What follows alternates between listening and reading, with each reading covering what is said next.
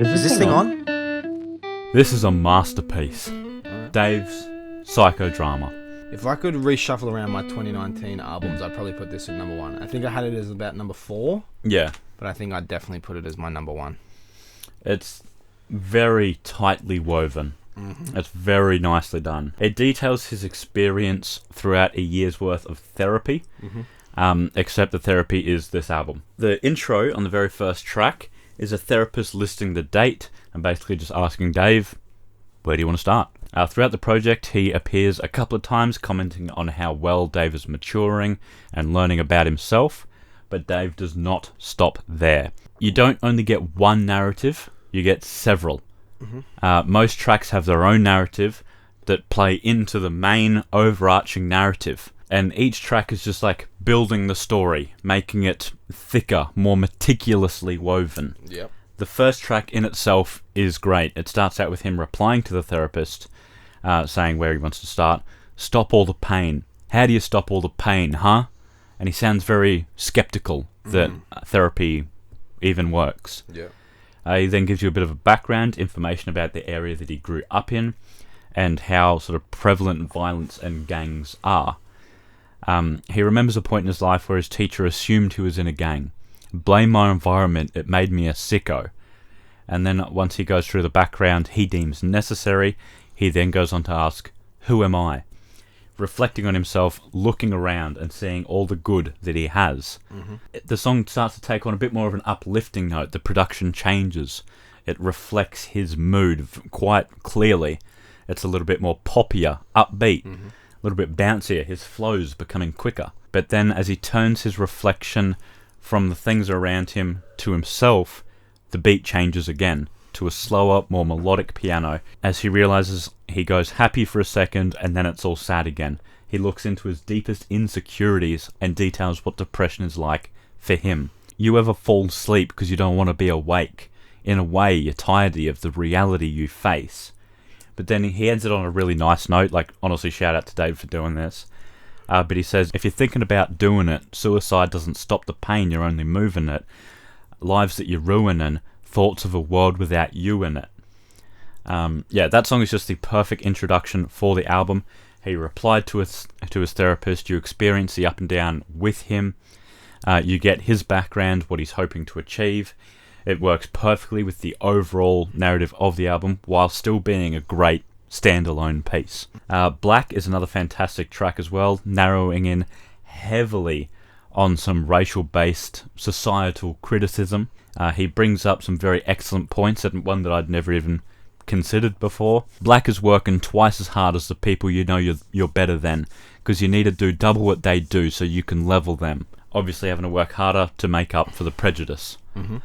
And the way that Dave ends the first verse as well is just fantastic. The blacker the berry, the sweeter the juice. A kid dies, the blacker the killer, the sweeter the news. And if he's white, you give him a chance, he's ill and confused. If he's black, he's probably armed, you see him and shoot. And throughout the second verse, he continues to detail the negative experiences he's had. Black is stepping in for your mother because your father's gone, and standing by your children when you haven't proven karma wrong.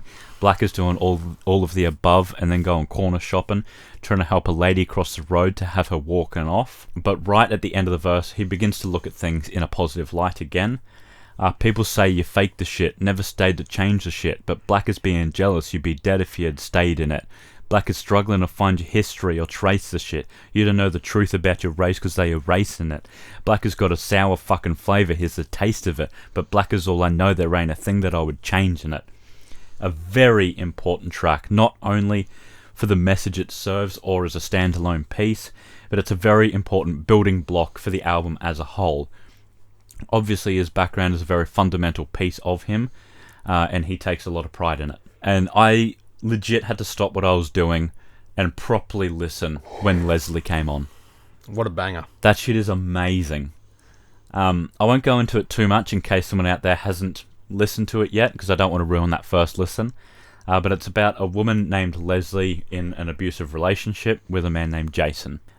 Dave is like her friend, and he pretty much makes it the worst case scenario that it could have been.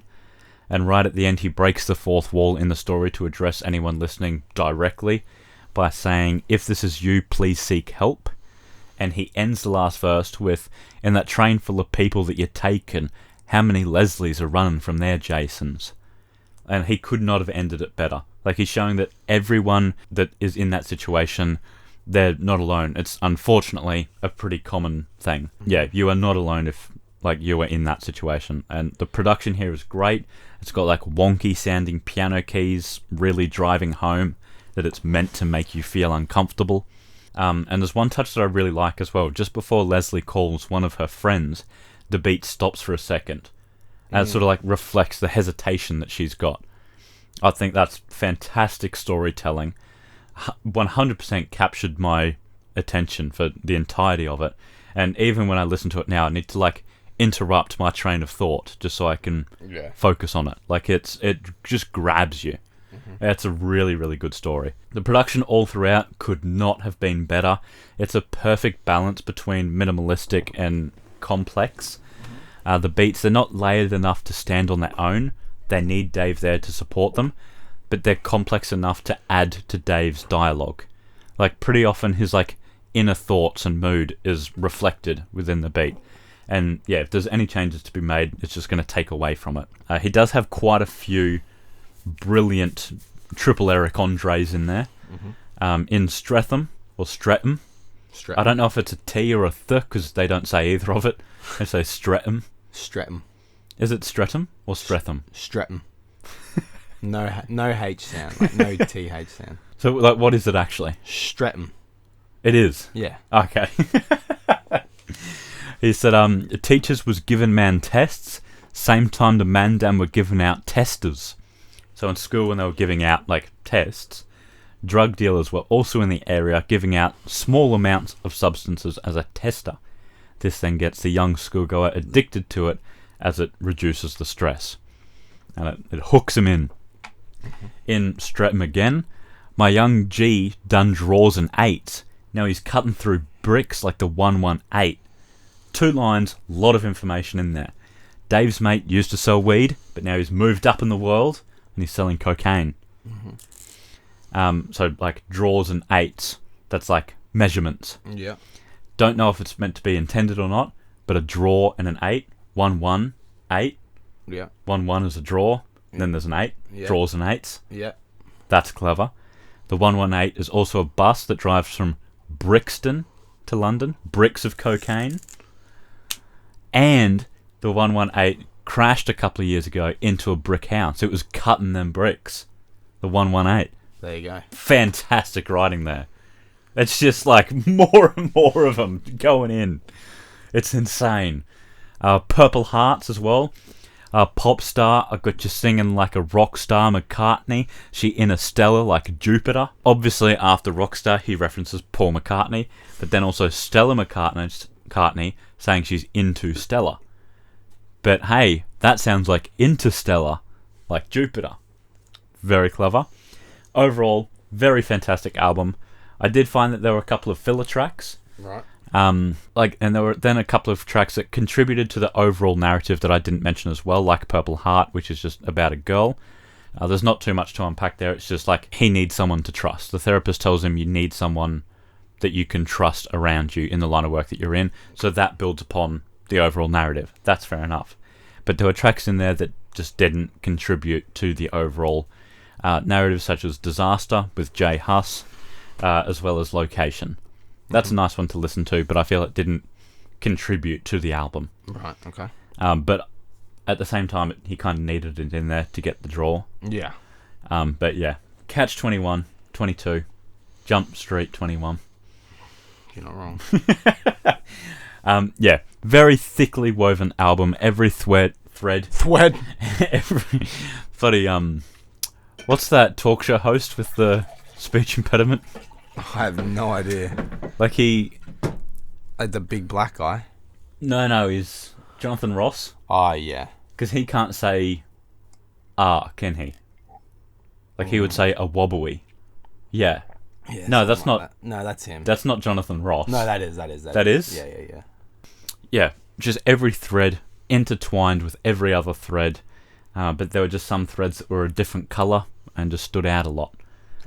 But yeah, a very, very solid 8 out of 10 from me. Fair enough. Dave is now on my hit list. All right, there you go. So yeah, be sure to tune in tomorrow for our last quiz. This one is with the punishment. All right. See you guys then. That's a wrap.